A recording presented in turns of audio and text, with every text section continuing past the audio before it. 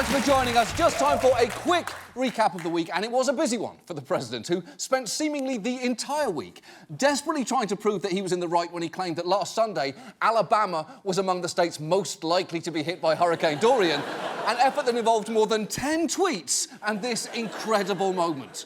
In the Oval Office today, President Trump showed off this old map of Dorian's forecast path, insisting he was right when he warned Alabama was in the danger zone. But tonight, that map is raising new questions. The black line projecting that Dorian would move from Florida into Alabama appears to be drawn on by a marker. When asked about it, this is what the president said. That map that you showed us today looked like it almost had like a Sharpie. I don't know. I don't know. Really? You don't know? Are you sure about that? You don't think that you might have done it? I've got to say, for someone who lies so constantly, it's genuinely astounding how bad he is at it. There is a non-zero chance that if he loses every state next year, he'll claim he's won by standing next to a fully blue map with the word red written on it, with Sharpie stains on his fingers saying, how did this happen? I don't know. Needless to say, the Washington Post soon talked to a White House official who confirmed it was Trump who did it, saying, no one else writes like that on a map with a black Sharpie, and of course they don't.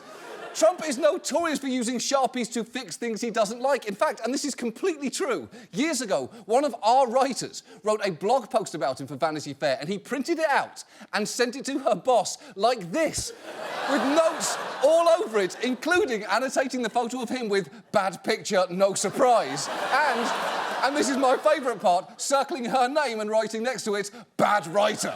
And look, to be fair to him, I've been saying the exact same thing to her for 6 years, but I don't do it in Sharpie. I do it by ruthlessly demanding endless rewrites and being generally withholding of praise, like a professional.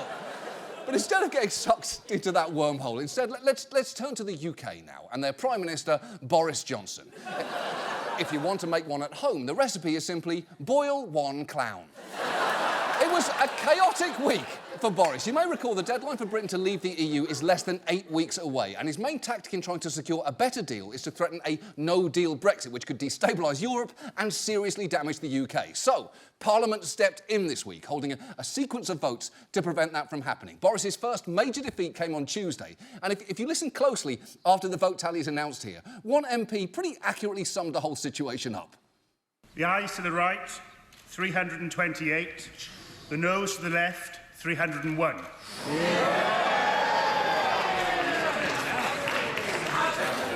Not a good start, Boris. Wow. Here's the thing. That's actually savage. You have to understand, to a British sensibility, not a good start, Boris. It's pretty much tantamount to, you really shit the bed, you sun-bleached photorealistic Shrek. And that defeat was just part of a day of absolute mayhem. Johnson lost his parliamentary majority when one of his MPs defected to the Liberal Democrats by physically moving across the aisle while he was speaking. One of his top lieutenants was criticised for sitting like this during a debate, in a lounging position that can only be described as waiting to be fed grapes. It's the look you'd expect for someone who just masturbated in a hammock. He looks like he's posing for the cover of Inbred Quarterly. In fact, things were so chaotic this week, at one point an amendment seemed to pass by accident. And look, a lot of things can happen by accident, but changes to legislation should frankly not be one of them. It's like suddenly realising you accidentally shaved Henry Winkler's face into the fur of a moose. What the fuck was happening in your life that could happen inadvertently? But actually, it starts to make sense when you realise just how rowdy the atmosphere in Parliament was, with the Speaker at one point rebuking a member like this. Order! Very rude for members. Order! Order! Order! I say to the Chancellor of the Duchy that when he turns up at our children's school as a parent, he's a very well-behaved fellow. Don't gesticulate, don't rant, spare us the theatrics, behave yourself, be a good boy, young man, be a good boy! Wait, be a good boy? If he's going to speak to a British lawmaker like he's talking to a dog, I really hope he also speaks to dogs like he's addressing British lawmakers. Would the right honourable gentleman, Mr Waggles, please finish licking his ball sack? It's time for him to take a shit on the pavement! Order! Order! Very rude! And look, incidentally, As you may know, the UK has a stupid law prohibiting the use of parliamentary footage in comedy shows. So whenever we use it on this show, we have to swap it out for them with something else with zero explanation. So this week, they'll be getting 3 clips from this Irish Catholic sex ed film from the 1980s instead. It's amazing, you know, how God made it. Because while they're making love and being happy together, the woman feels her vagina becoming kind of slippery inside, so that the penis can easily slip in and out. No trouble. I know. It's hot, right? It's genuinely difficult to decide which part of that is the most sexy. The reference to God, the uninterrupted eye contact, or the absolute dream of hearing her say the word slippery. It all works for me. It's all good for me.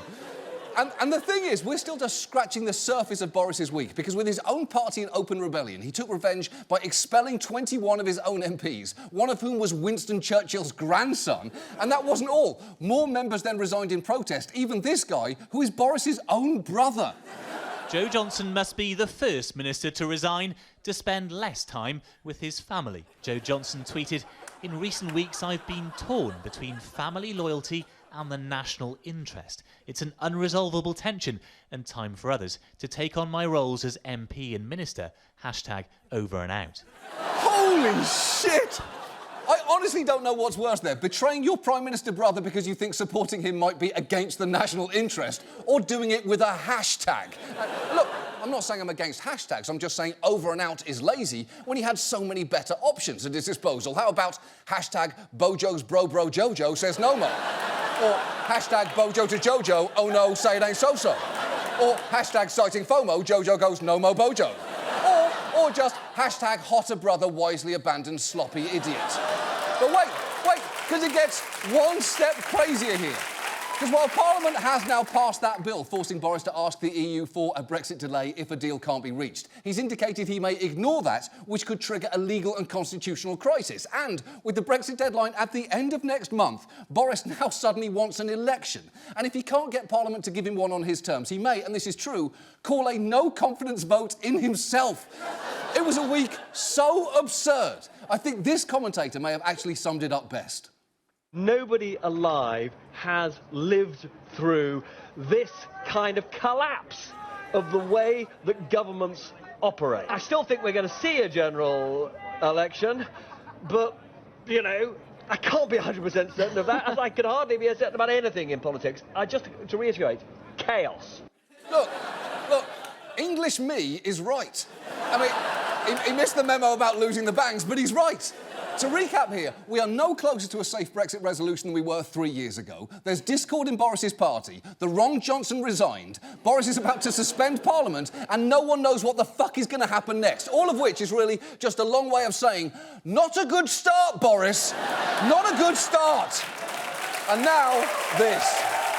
And now, Fox Business's Stu Varney gets all giddy over the president. America will never be a socialist country.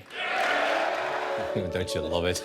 I stood up and cheered for that one. Well said, Mr. President. Well, that's telling him, Mr. President. Tell us how it is, Mr. President. He's back, and he hasn't changed a bit. Well, you know, your dad, the President of the United States, tweets me occasionally, using my name occasionally. Is he going to keep doing that? I'm sorry, Mr. President, if I got it wrong. As you say in your tweet, the wall is being built now. Yes. Thank you, Mr. President, for pointing me out. Thank you, Mr. President. Wow. We're glad you are watching. Thank you, Mr. President. Thank you. Very glad you're watching us. We like this. It makes me feel real good. I'm an immigrant, for heaven's sake. Watched by the President of the United States of America, quoted by him. Oh, you're blushing. Yes. Deep breath, deep breath. I love Stuart. Well. Happy Friday to you, Stuart. Yes, it's going to be an extraordinary day. President Trump just walked into the room. I stood up, shook hands, and he's with us right now. Mr. President, thanks for being with us. It's only because I like your show. Oh, thank you very much indeed, sir. Thank you, sir. We love having you. Thank you very much indeed. Thank you very much. Yes, sir. There will be more Varney after this. Moving on. Our main story tonight concerns legislation. Basically, this guy from Schoolhouse Rock, Bill. Fun fact, his last name is Cosby, and you can see why he dropped it. Anyway, in the lead-up to the Democratic primaries, we've heard a lot of big promises about the fabulous bills candidates will sign when they're elected. The best way to go forward, in my view, is through a Medicare for All single-payer program. I have a proposal to build about 3 million new housing units. My big idea is a freedom dividend of $1,000 a month for every American adult starting at age 18. My big idea is baby bonds. We need to have our transportation system run on electricity. I'm going to make sure that happens. No, Jay Inslee. You're not going to make that happen, primarily because you dropped out of the race 2 weeks ago, possibly because your whole campaign tactic of drive-by scooter shouting was at best a little ahead of its time.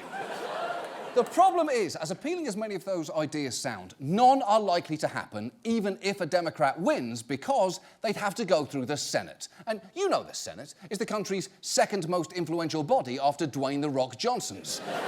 Ladies and gentlemen, that man is 5 years older than me. And I know, whatever you're thinking now, I know. And look, the modern Senate is a giant non-functioning roadblock, as any senator on their way out will tell you. The Senate, as an institution, is in crisis. The people's business is not getting done. We're getting nothing done, my friends. We're getting nothing done. The United States Senate is no longer the world's greatest deliberative body. And everybody needs to quit saying it. Exactly. Senators regularly do the thing that most people can only dream of, leave their jobs while telling off everyone they worked with. This is no longer the town's greatest jumper juice, and everyone needs to quit saying it. You're making bad juice, my friends. You're making bad juice. The truth is, the Senate doesn't pass many major laws these days. You could argue the last major social program passed into law was Obamacare a decade ago. And that low level of production is largely thanks to one incredibly annoying legislative tool. Not actually this tool, although he is certainly at fault. I'm referring to the filibuster. So that is what we're actually going to look at tonight. Or if you're watching this on YouTube, this morning. Or if you reach for the remote the moment I said the word filibuster, goodbye, and I completely understand. A filibuster is any tactic aimed at blocking a measure by preventing it from coming to a vote. Fun side note, the word filibuster is derived from the Dutch word for freebooter, which basically means pirate. And I didn't even know there were Dutch pirates, but I'd absolutely watch a movie about them. Avast me metjes, batten down your hatches. And remember, dead men tell no tales. If you are at all aware of the filibuster, you probably know it as that thing where a senator stands and talks endlessly. It's often been presented in TV and movies as a heroic act, like when Jimmy Stewart talked himself to exhaustion in Mr. Smith Goes to Washington. I'm gonna stay right here and fight for this lost cause, even if this room gets filled with lies like these. And the tailors and all their armies come marching into this place. Somebody will listen to me.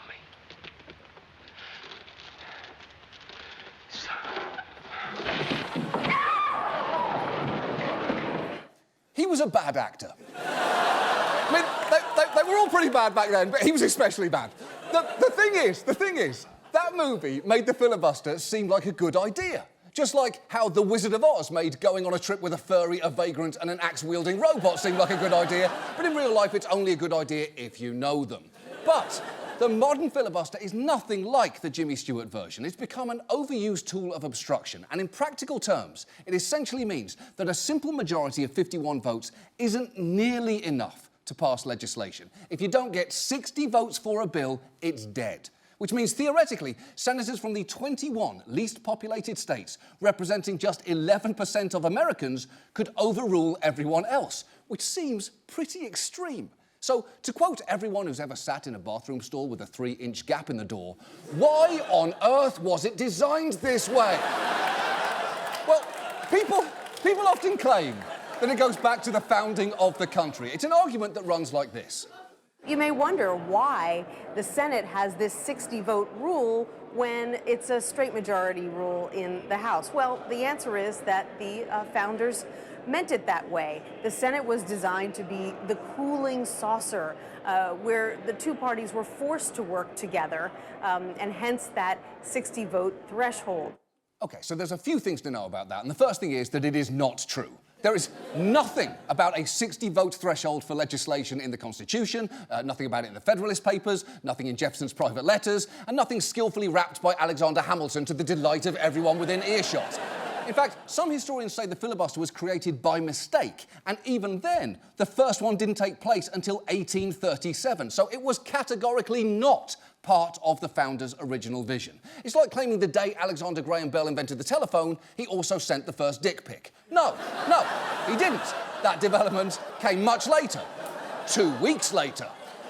But she is actually right about that whole cooling saucer idea. That's a story that comes up constantly, and it goes like this. The Senate was created to be a cooling saucer to the hot legislation that comes from the House. It is the cooling saucer. We all know the story. The old metaphor George Washington used was the House is the cup of coffee where the coffee is very hot. The Senate is the saucer that you pour the coffee into so it can cool the passions of the House. Okay, first, never say cool like that ever again, ever. But setting aside the argument that the Senate should be more deliberative than the House, you might be wondering, why on earth would someone pour coffee into a saucer? Well, in the 18th century, people apparently did exactly that. They would pour coffee out of their cup into a saucer to let it cool, and then drink it directly from that, which is clearly ridiculous, and it's honestly something I wish I'd never learned, because Thomas Jefferson seems like a towering historical figure until you imagine him sipping out of a saucer like a fucking cat. But it is true that the founders wanted the Senate to be a counterweight to the House. They achieved that, though, by having fewer members who serve longer terms, 6 years, not 2, and until 1913, not having them directly elected by the people. So, if keeping the filibuster is not following the founders' wishes, why do we still have it? Well, some argue that it preserves the Senate's ability to be a bastion of debate, as this senator explained in 1952. The Senate of the United States is the last open forum in the world where the rights of all minorities can be fully and freely and completely debated. And while I would never and have never taken part in a filibuster, neither would I take part in an effort which would result in depriving any minority group in this country from having their cause fully discussed and fully debated on the floor of the United States Senate. Okay, so first, the Senate's reputation as a haven of gentlemanly debate is at best overblown. In the 1800s, senators pulled pistols on each other, and at one point, a congressman used a metal-topped cane to beat Senator Charles Sumner nearly to death. So, feeling nostalgic for the golden age of the Senate is like feeling nostalgic for 90s indie films, then actually watching Chasing Amy. Because set aside the notion that any lesbian can be magically turned straight if the right guy comes along, what's extra offensive in hindsight is the idea that that guy would be Ben Affleck. But that guy also touched on another major argument for the filibuster there, that it protects minority rights. Although it is worth noting that the minority whose rights have historically been protected by the filibuster are the political minority who've often used it to restrict the rights of racial minorities. The Senate's own website calls the filibuster particularly useful to Southern senators who sought to block civil rights legislation, and it was used most notably by Senator Strom Thurmond. Just watch him announce his plans to try and kill the Civil Rights Act of 1964 by subjecting it to endless debate.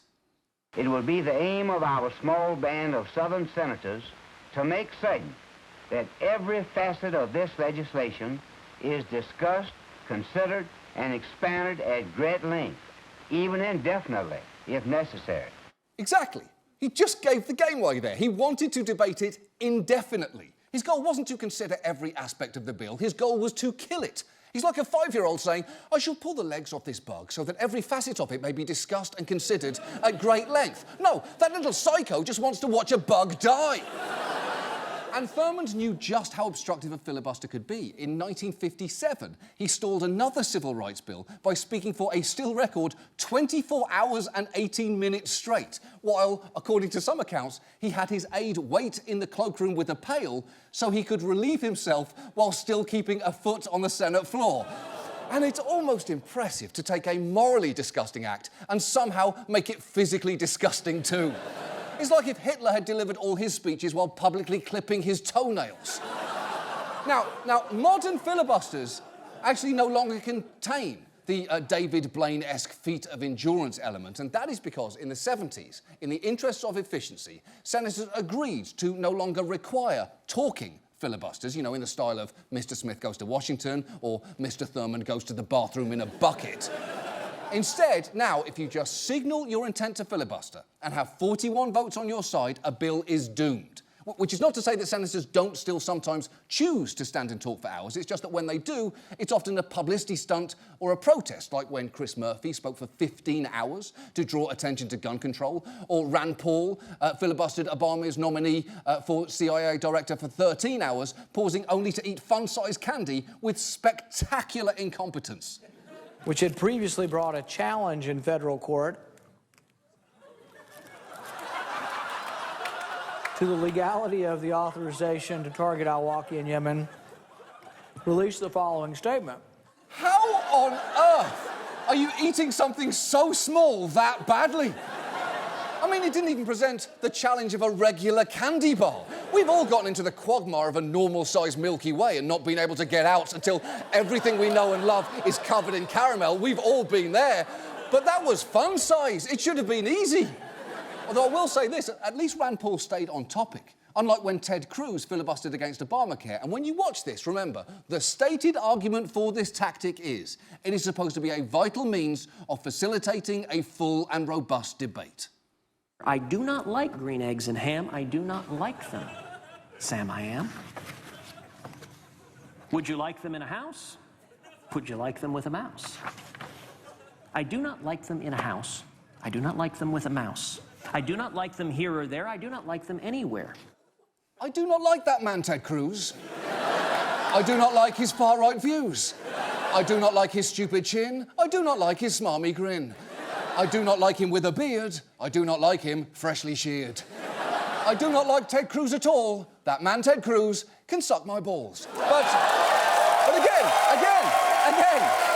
Cruz and Paul didn't need to do that. And when you combine the fact that it's now easier to filibuster with the increasingly partisan nature of the Senate, it's frankly no surprise that its usage has skyrocketed.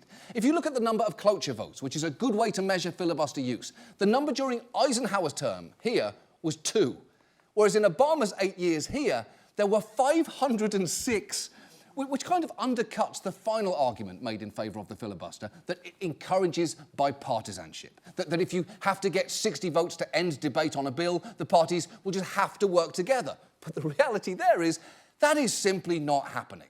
Thanks to the filibuster, many pieces of meaningful legislation, some with bipartisan support, have died, from the Manchin-Toomey gun control bill to the Paycheck Fairness Act to the public option in Obamacare. We have reached a point where senators don't so much brag about what they've passed as brag about what they are going to obstruct. Just watch Mitch McConnell promising a room of supporters that the Green New Deal and Medicare for All won't even see a vote if they ever end up in his chamber.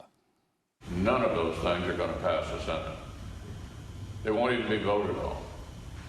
So think of me as the Grim Reaper. The guy who's going to make sure that socialism doesn't land on the president's desk. OK, Mitch, you really don't have to tell me to think of you as the Grim Reaper. It's like if Donald Trump said, think of me as a bunch of trash bags from a Cracker Barrel dumpster brought to life by an ancient curse when a clown fucked a car alarm. I'm way ahead of you there, buddy. I already think of you that way. So to recap the main arguments in favour of the filibuster, we've always had it. No, we haven't. It enables debate. No, it doesn't. It protects minorities. Not the ones you're thinking of. It encourages bipartisanship. Not even close. It has become so difficult to pass a law. The big issues of our day are now being handled by other branches of the government. Major issues, from immigration to climate change, are being decided through things like executive actions and court rulings. So, why keep the filibuster? Some presidential candidates, including Pete Buttigieg, Steve Bullock and Elizabeth Warren, want to get rid of it. But before you get too excited about some of your favourite Democrats, and also Steve Bullock, calling for it to be abolished, you should know, so has this guy. We have to get rid of what's called the filibuster rule. We have to. And if we don't, the Republicans will never get anything passed. You're wasting your time. Exactly. And there is just nothing that can make you question one of your beliefs, quite like Donald Trump unexpectedly sharing it. Although I will point out there are endless opinions that a person can have. Inevitably, a few of them will overlap with Donald Trump's. For example, he and I both enjoy a good hamburger. We do. We both think James Comey is a big pasty goober. It's true. And neither of us are willing to Google Tiffany Trump's birthday. We're not completely different, he and I.